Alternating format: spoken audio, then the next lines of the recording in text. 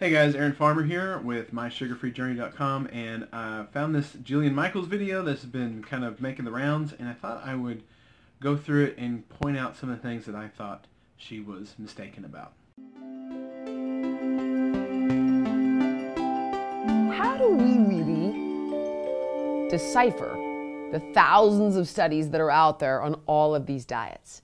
And the problem is, what people will do to try to sell you a false bill of goods is take one study and blow that study out as though it's the entire picture, when of course it isn't. Imagine you have a massive painting, but I only showed you this tiny piece of the painting, but you had no idea what the hell else was going on over here. There's no way you could get an accurate read on if this is a sad picture, a happy picture, a danger, like there's no way you could know, correct? So when we look at keto, here's why we're saying, or not me, but here's where some of the advocates are espousing benefits.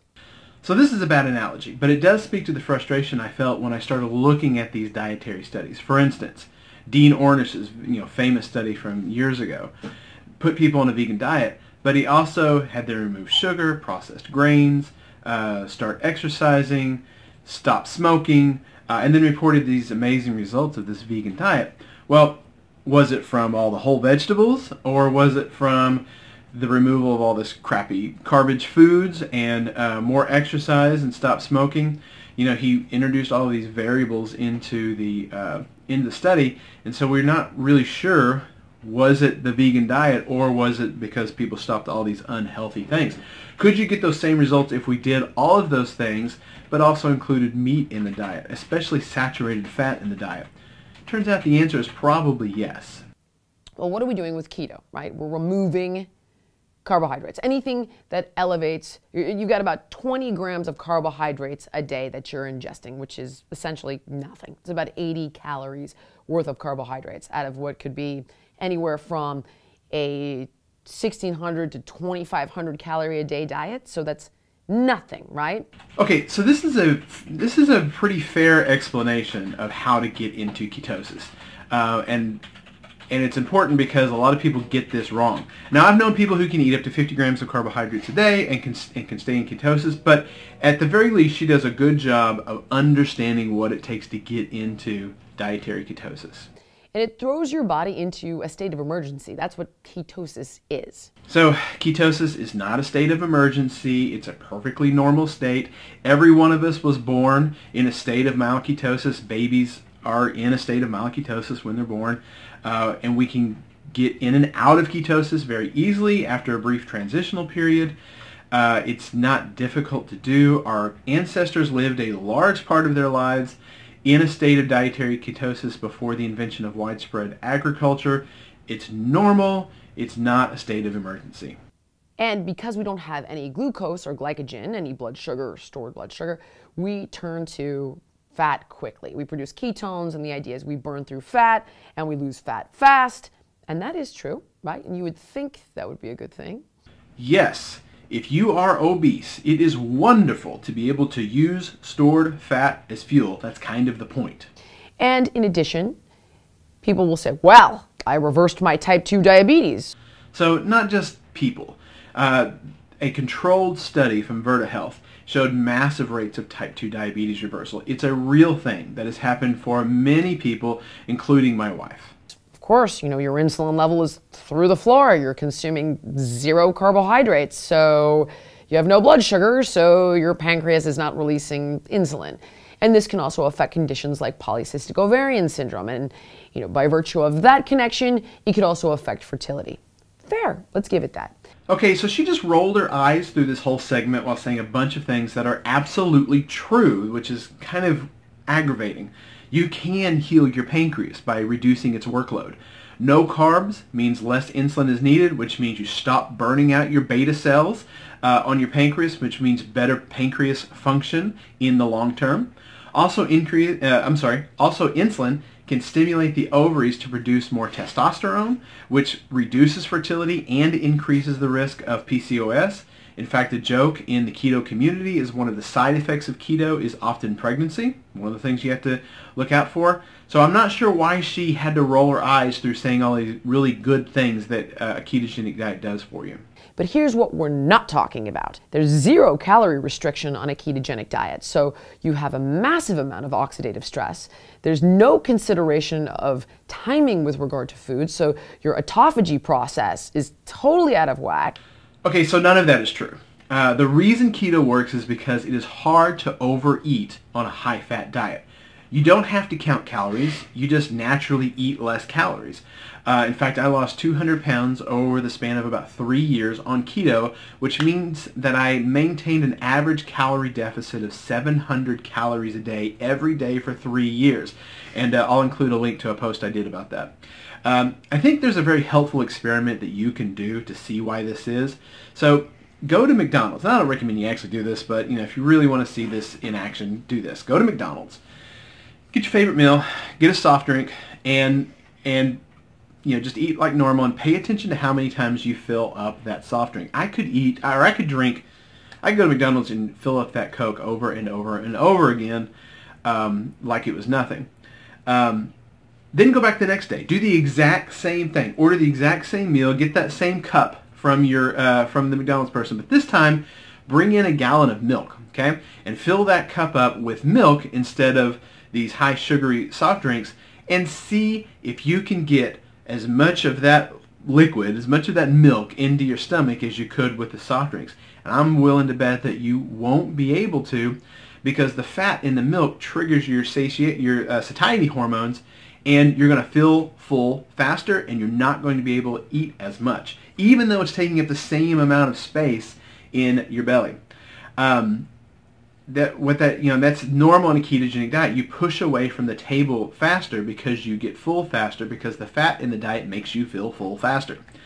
As for the meal timing, I'm not really sure where this is coming from. It's really been the ketogenic community that has brought the message of intermittent fasting to the foreground of this discussion. Of course, Jimmy Moore and Dr. Fung wrote an excellent book on intermittent fasting. The Complete Guide to Fasting, I believe, is the name of it. Highly recommend it. You ought to check it out. Most people on a ketogenic diet begin to fast spontaneously because, again, it's hard to overeat on a ketogenic diet. You just don't get hungry as often. I can tell you from personal experience, I rarely eat more than twice a day, and I routinely work through an 8 to 12 hour shift at work without eating, and I don't suffer for it. It's just, I just feel full, and I don't have to continue to eat. I especially don't have to eat every 3 or 4 hours because my blood sugar is dropping like I used to when I was eating a standard American diet. In addition to that, it's very high in animal fats and animal proteins. So we're seeing that diets rich in saturated fats are poor for our telomeres, oxidative stress, increased inflammation, your nutrient-sensing pathways that are related to the health of your metabolism are overrun with constant food, heavy fats, lots of animal protein, and on. We know it hurts your telomeres, and on and on and on. Where do we start? This honestly sounds like she has learned a bunch of new words and it's just kind of throwing them against the wall to see what sticks. I'm not sure where she's getting the idea that a ketogenic diet shortens telomere length. Because everything that I read says that the ketogenic diet mimics fasting, which reduces the rate at which telomeres shorten. If someone can point me to where she's getting that idea, I'd really appreciate it. But as far as I keep pretty close eye on all of this, the scientific literature that comes out about this way of eating, because I'm very, very interested in it. Nothing that I've seen suggests that a ketogenic diet shortens telomeres at a faster rate than another diet. Again, so as for your metabolism being overrun with constant food, this just really isn't a thing. It's hard to overeat on a ketogenic diet. In fact, it's the higher carb diets like the one that she advocates that tend to cause more overeating problems, especially if you are carb addicted like I was. Eating a few carbs for me and people like me is like telling an alcoholic to drink, 1 drink a day and just limit themselves that way. I think part of where this is coming from is the only exposure to the ketogenic diet that I have been able to find from her on her website, on the internet, is one time when she's making this really terrible keto shake. And I think that if she thinks that to be on a ketogenic diet you have to drink these shakes in order to lose weight or be in ketosis, I could see why she would think that you're constantly having to eat. Because I remember when I was juicing, years ago after watching Fat, Sick, and Nearly Dead, I was miserable. No amount of weight loss was worth the misery that type of diet brought to me. I need to use my teeth. I need to eat my food, and most people are the same way. We want to eat real food. We don't want to have to drink our meals, and we don't want to have to feel like we have to eat every 2 or 3 or 4 hours during the day, like what Jillian Michael advocates. It's just eat real food, but most importantly, don't be afraid of red meat. Don't be afraid of steak. Don't be afraid of fat. Eat that. That's what's going to keep you full and keep you going, and that's what's going to make you lose weight in the long term. Now, what about the benefits? Is it worth it? Let me tell you, the #1 way to sensitize somebody's body, again, to insulin is exercise. That's true. Exercise is an important and effective way to increase insulin sensitivity. But let's not discount the idea that you need less insulin sensitivity when you are producing less insulin by eating fewer carbs. So also exercise takes time to build up that level of insulin sensitivity, and you can reduce your insulin load today by not eating carbohydrates. So you don't have to wait until your body kind of ramps up its metabolic, it ramps up the production of new insulin sensitive cells. You can just reduce the insulin load on your body today. I've been doing this a heck of a long time. I've reversed type 2 diabetes.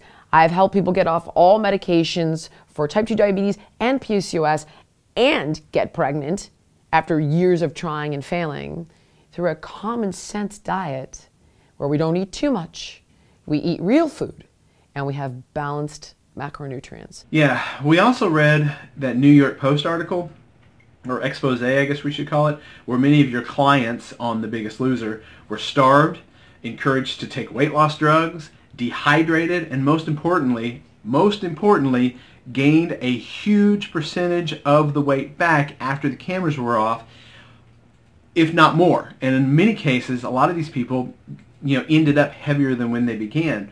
Your way, Julian Michaels, your way tends to break metabolisms and cause more harm than good. So I can give you all those benefits with none of the negative side effects of keto.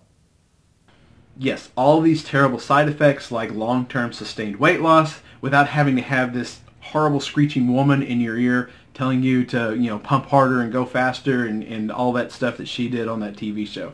I'm just fine without having to deal with that.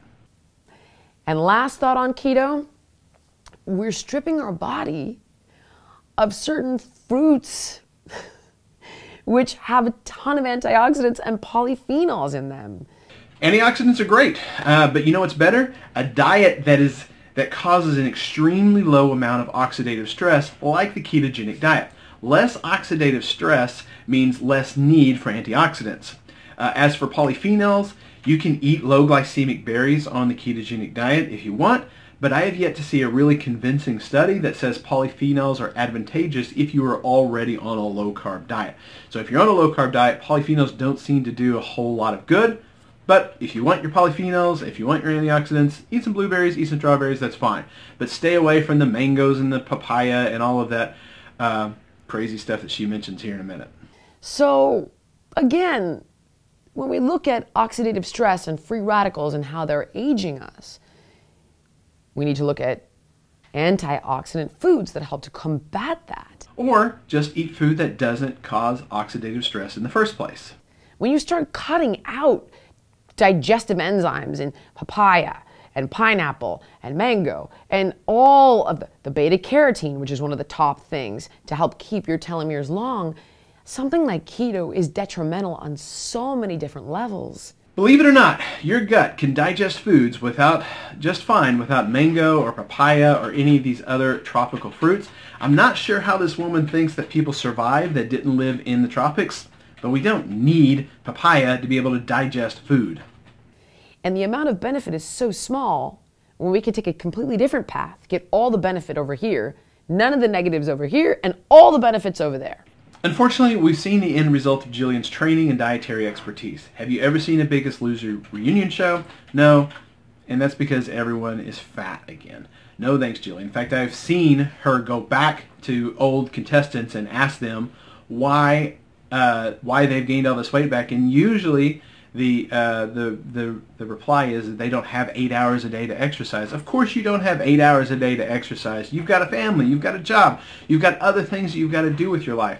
How about we put you on a diet that's easy to stick to, that removes the things that are actually making you gain weight, like simple carbohydrates and sugar, and you don't have to work out for 8 hours a day in order to stick with it. If you are overweight or obese, I encourage you to give the ketogenic diet a try. Eat high-fat foods like red meat, dark meat chicken, pork, full-fat dairy, if you can tolerate dairy. Eat whole vegetables, stay away from sugar, from grains, from starch, from polyunsaturated fats like corn, vegetable, and canola oil. Stay away from processed foods, and just see how your body reacts to it.